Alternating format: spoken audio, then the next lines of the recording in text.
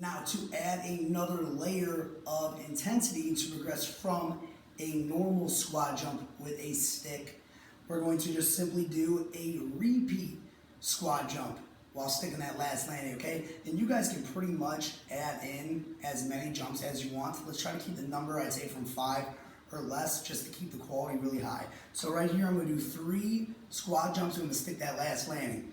Going arms up, making sure I'm coordinating arms and legs.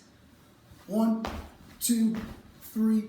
Still focusing on sticking that landing athletically, okay? And again, as you get more comfortable, start to increase that power.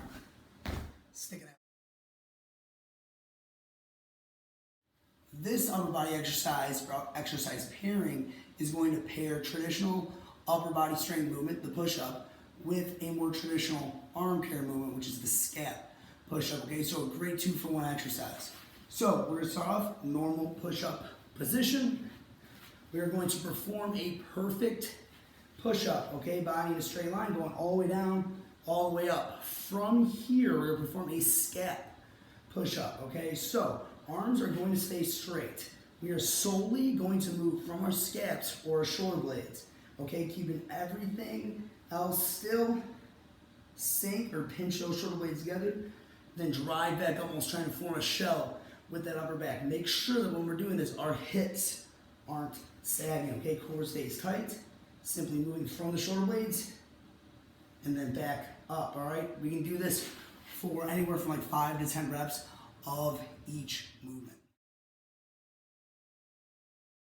We're gonna do a doozy of exercise for our lower body strength component, okay? This probably is one of the least favorite lower body movements of any GPS athlete, but I would say it's arguably the most effective movement because we're combining strength with hip mobility, which is obviously something that every athlete, specifically baseball players, need. So we're gonna start off, okay? One foot is gonna be out in front of us, all right?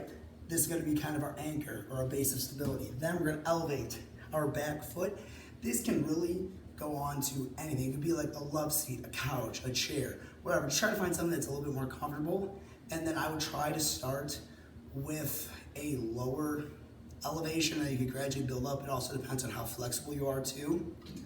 But this is gonna be called like a Bulgarian split squat or a rear foot elevated split squat. From here, we're gonna bend both knees.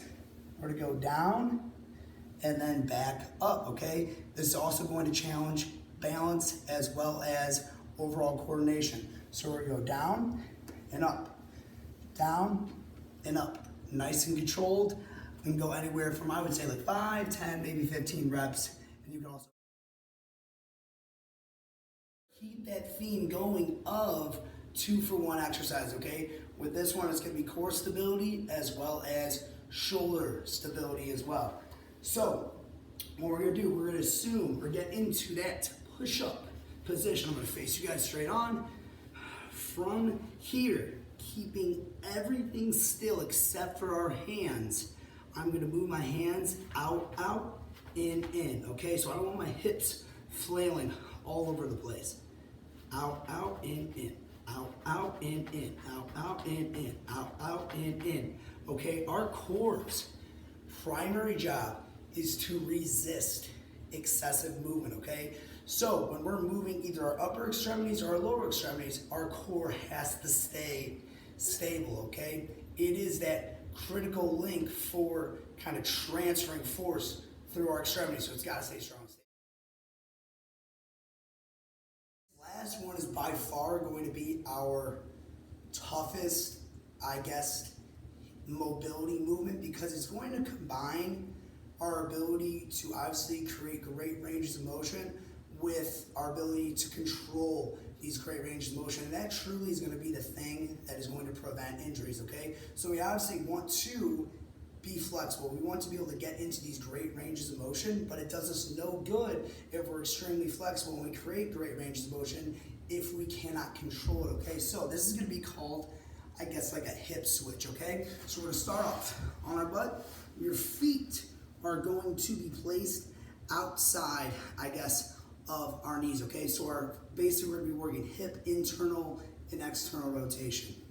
So we're gonna start off you're basically going to bring one knee down towards the ground while simultaneously bringing the other knee down to the ground while keeping our shoulders square, okay? You're gonna feel all up in those hips. Same thing, other side. So start off nice and slow. Nice and slow, and then you can progress to taking our hands off the ground, okay? I'd start maybe 5, 10 reps each side.